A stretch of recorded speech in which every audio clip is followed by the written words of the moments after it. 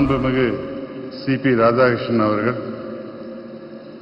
பாரதத்தின் துணை குடியரசுத் தலைவராக பதவி ஏற்ற பின் முதலில் கோவை நகருக்கு வருகை தந்திருப்பதற்கு நமக்கு மட்டற்ற மகிழ்ச்சியை அளிக்கிறது. Coimbatore, the Manchester of South India, has always been a beacon of enterprises, innovation and hard work. மிகச்சிறந்த ஆன்மீக குணத்தினை கொண்டவர்.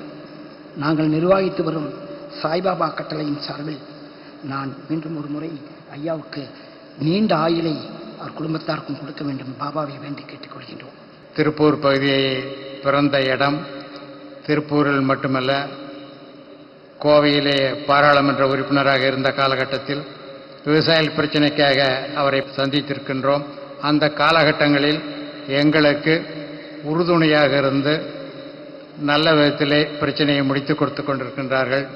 140 கோடி மக்கள் வாழ்கின்ற இந்த புண்ணிய பூமியான பாரத திருநாட்டின் துணை குடியரசுத் தலைவராக பொறுப்பேற்றுக் கொண்ட பின்பு தமிழகத்திற்கு முதலிலே சென்னைக்குத்தான் வர வேண்டும் என்று நினைத்து சென்னைக்கு வருவதற்காகத்தான் அந்த சுற்றுப்பயணத்தை உருவாக்கினோம்.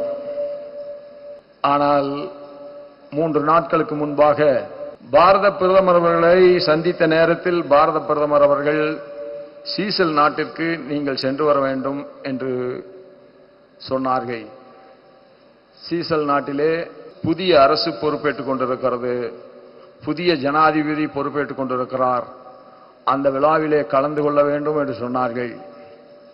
2 தினங்களாக அந்த அரசோடும் அந்த அரசினுடைய ஜனாதிபதியோடும் துணை ஜனாதிபதியோடும் பிற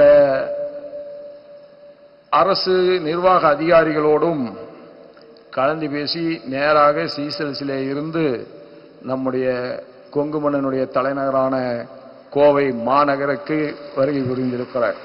கோவை மண், இந்த மண்ணிலே இருந்துதான் பொது வாழ்க்கை என்னும் பயணம் வெற்றிகரமாக துவங்கியது.